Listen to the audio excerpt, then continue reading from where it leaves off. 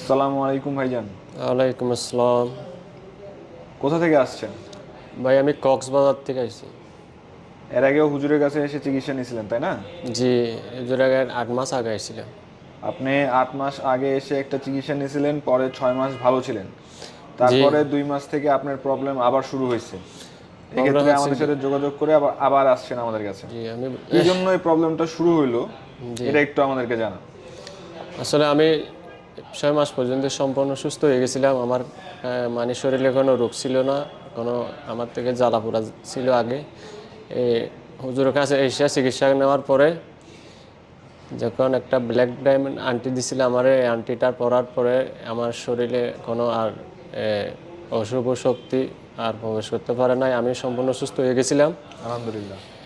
তারপরে আমি এই 6 মাস পরে আমি যখন সুস্থ হয়ে গেছি মনে করছি আমি একদম ভালো হয়ে গেছি, আমার আর আন্টির দরকার নাই, আন্টি পরার দরকার নাই। আমি একটা ভুল করছি, আন্টিটা খুলে আমি একটা গিয়ার মধ্যে রেখে দিয়েছিলাম। আমি সেই জি। কুলার 20 দিন পর থেকে আমার শরীরে আবার অশান্তি জ্বালা যন্ত্রণা বেড়ে গেছে। কেউ ভুল করবেন না, হুজুরের যে ব্ল্যাক ডায়মন্ডটা যদি চিকিৎসা যারা করেছেন তাদের কথা আমার অনুরোধ, এই আন্টিটা যেন খুলে মানে বাড়িতে রাখবেন না। সবাইকে এই ভিডিওর মাধ্যমে আমরা একটু সতর্কীকরণ করতে চাই, সেটা হচ্ছে যাদের কুফরি কালাম বদনজর এগুলো করা আছে, হ্যাঁ, এগুলোর সমস্যা আছে, তাদেরকে হুজুর কুফরি বের করে একটা ব্ল্যাক গ্রেনেড বা ব্ল্যাক গ্রেনেড আংটিটা দেখান। ব্ল্যাক গ্রেনেড আংটি দেওয়া হয়, এই আংটিটা সবসময় পরে রাখতে বলে এবং খুলতে নিষেধ করা হয়। কিন্তু যে ভুল করবেন খুলবেন, তাহলে আপনার এই রোগ সারবে না, আবার যে কে সেই হয়ে যাবে, আবার প্রথম থেকে আপনাকে আমার সব মতো পুরাতন আবার চিকিৎসা আসতে করতে হবে হবে, এখানে। আবার আসতে হবে। এই ভাই বিশ্বাস করে এই জিনিসটা করেছিল, ওনার সুস্থ হয়ে গেছিল মাসাল্লাহ।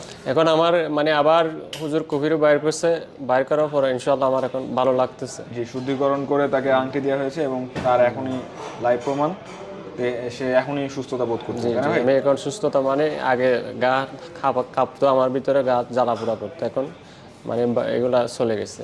যাক আলহামদুলিল্লাহ। এই ভুল কখনো করবেন না। ব্ল্যাক গ্রেনেড আংটি যাদেরকে ধারণ করতে বলা হবে, যারা ধারণ করবেন, ভুলেও খুলবেন না, এটা সবসময় পরে রাখবেন। ধন্যবাদ। আসসালামু আলাইকুম।